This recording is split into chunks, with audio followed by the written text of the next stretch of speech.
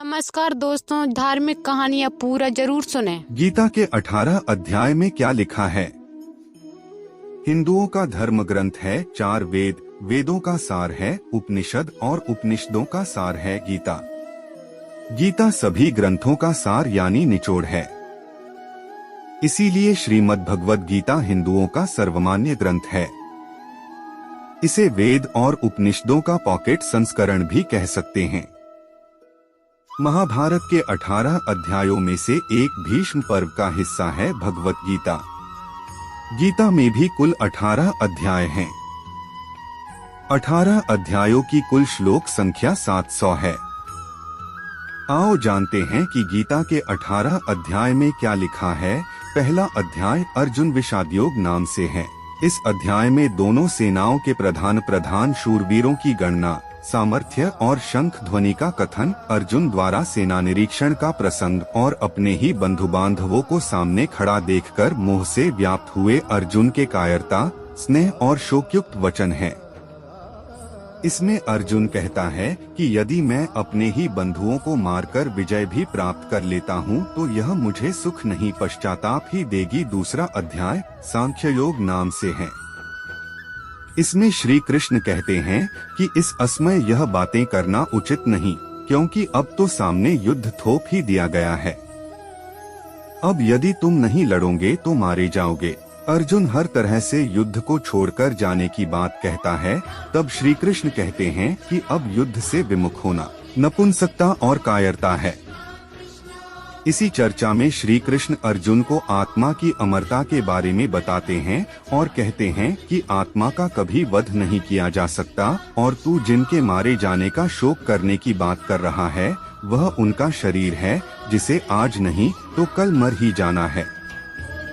इसीलिए जय पराजय, लाभ हानि और सुख दुख को समान समझकर उसके बाद युद्ध के लिए तैयार हो जा।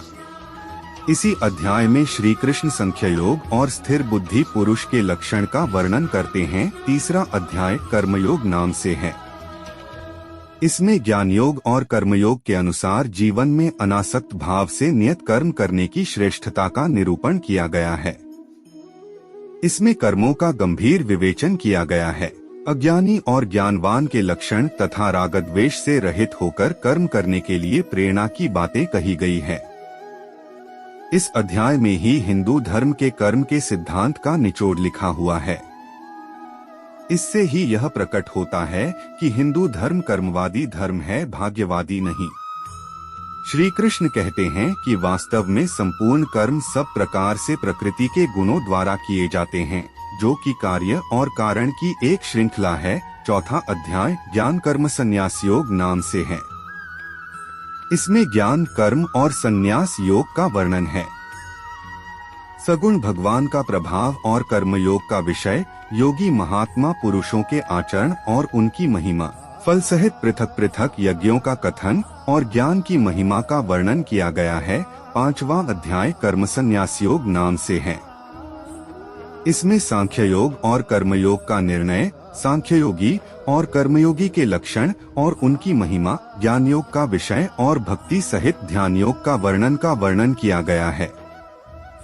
उपरोक्त सभी योगों के वर्णन में अध्यात्म, ईश्वर, मोक्ष, आत्मा, धर्म, नियम आदि का वर्णन है। किसी भी प्रकार के युद्ध या युद्ध करने का नहीं। छठा अध्याय आत्मसंयम योग नाम से है। इसमें कर्मयोग का विषय और योगारूढ़ पुरुष के लक्षण, आत्मोद्धार के लिए प्रेरणा और भगवत प्राप्त पुरुष के लक्षण, विस्तार से ध्यान योग का वर्णन, मन के निग्रह का विषय, योगभ्रष्ट पुरुष की गति का विषय और ध्यान योगी की महिमा का वर्णन किया गया है। सातवां अध्याय ज्ञान विज्ञान योग नाम से है।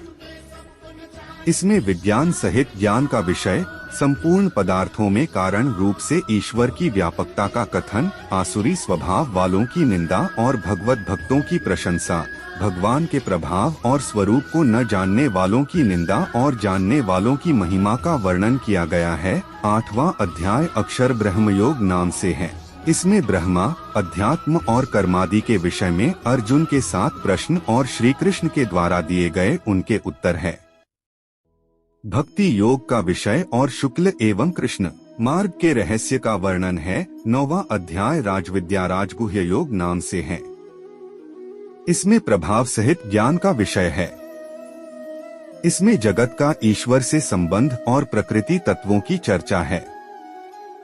इसमें जगत की उत्पत्ति का विषय, भगवान का तिरस्कार करने वाले आसुरी प्रकृति वालों की निंदा और दैवी प्रकृति वालों के भगवत भजन का प्रकार, सर्वात्म रूप से प्रभाव सहित भगवान के स्वरूप का वर्णन, सकाम और निष्काम उपासना का फल और निष्काम भगवत भक्ति की महिमा का वर्णन है। 10वां अध्याय विभूति योग नाम से है। इसमें भगवान की विभूति और योग शक्ति का कथन तथा उनके जानने का फल और प्रभाव सहित भक्ति योग का कथन, अर्जुन द्वारा भगवान की स्तुति तथा विभूति और योग शक्ति को कहने के लिए प्रार्थना, भगवान द्वारा अपनी विभूतियों और योग शक्ति का वर्णन है।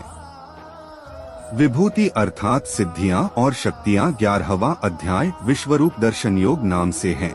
इसमें विश्वरूप के दर्शन हेतु अर्जुन की प्रार्थना, भगवान द्वारा अपने विश्वरूप का वर्णन, संजय द्वारा धृतराष्ट्र के प्रति विश्वरूप का वर्णन, अर्जुन द्वारा भगवान के विश्वरूप का देखा जाना और उनकी स्तुति करना, भगवान द्वारा अपने प्रभाव का वर्णन और अर्जुन को युद्ध के लिए उत्साहित करना, भयभीत हुए अर्जुन द्वारा भगवान की स्तुति और चतुर्भुज रूप का दर्शन कराने के लिए प्रार्थना, भगवान द्वारा अपने विश्वरूप के दर्शन की महिमा का कथन तथा चतुर्भुज और सौम्य रूप का दिखाया जाना, बिना अनन्य भक्ति के चतुर्भुज रूप के दर्शन की दुर्लभता का और फल सहित अनन्य भक्ति का वर्णन है। 12वां अध्याय भक्ति योग नाम से है। इसमें साकार और निराकार के उपासकों की उत्तमता का निर्णय और भगवत प्राप्ति के उपाय का वर्णन है और इसमें भगवत प्राप्त पुरुषों के लक्षण बताए गए हैं। 13वां अध्याय क्षेत्रज्ञ विभाग योग नाम से है। इसमें ज्ञान सहित क्षेत्रज्ञ के विषय का वर्णन है और ज्ञान सहित प्रकृति पुरुष के विषय का विशद वर्णन किया गया है, अर्थात स्थिति, ज्ञान, आत्मा, परमात्मा और पंच तत्वों का रहस्यमयी ज्ञान है। 14वां अध्याय गुणत्र विभाग योग नाम से है। इसमें ज्ञान की महिमा और प्रकृति पुरुष से जगत की उत्पत्ति का वर्णन है। सत, रज, तम तीनों गुणों का विषय का विशद विवेचन है। इसके अलावा भगवत प्राप्ति का उपाय और गुणातीत पुरुष के लक्षण बताए गए हैं। 15वां अध्याय पुरुषोत्तम योग नाम से है। इसमें संसार को उल्टे वृक्ष की तरह बताकर भगवत प्राप्ति के उपाय बताए गए हैं। इसमें जीवात्मा के विषय का विशद विवेचन और प्रभाव सहित परमेश्वर के स्वरूप का वर्णन किया गया है और इसमें क्षर, अक्षर, पुरुषोत्तम के विषय के भी विशद वर्णन है। 16वां अध्याय दैवासुर संपद विभाग योग नाम से है। इसमें फल सहित दैवी और आसुरी व्यक्ति और संपदा का कथन किया गया है। आसुरी संपदा वालों के लक्षण और उनकी अधोगति का वर्णन भी मिलेगा। इसके अलावा शास्त्र विपरीत आचरणों को त्यागने और शास्त्रानुकूल आचरणों के लिए प्रेरणा दी गई है। 17वां अध्याय श्रद्धात्र विभाग योग नाम से है। इसमें श्रद्धा का और शास्त्र विपरीत घोर तप करने वालों के विषय का वर्णन है। इसमें आहार, यज्ञ, तप और दान के पृथक पृथक भेद बताए गए हैं। इसके अलावा ओम तत्सत के प्रयोग की व्याख्या की गई है। 18वां अध्याय मोक्ष संन्यास योग नाम से है। इसमें त्याग का विशद वर्णन, कर्मों के होने में सांख्य सिद्धांत का कथन, तीनों गुणों के अनुसार ज्ञान, कर्म, कर्ता, बुद्धि, धृति और सुख के पृथक पृथक भेद का वर्णन, फल सहित वर्ण धर्म के विषय का वर्णन, ज्ञान निष्ठा का वर्णन, भक्ति सहित कर्मयोग का विवेचन और अंत में श्री गीता जी के महात्म्य का वर्णन है। दोस्तों, ऐसे धार्मिक कहानियाँ जानने के लिए हमारे YouTube चैनल को लाइक और सब्सक्राइब करना ना भूलें।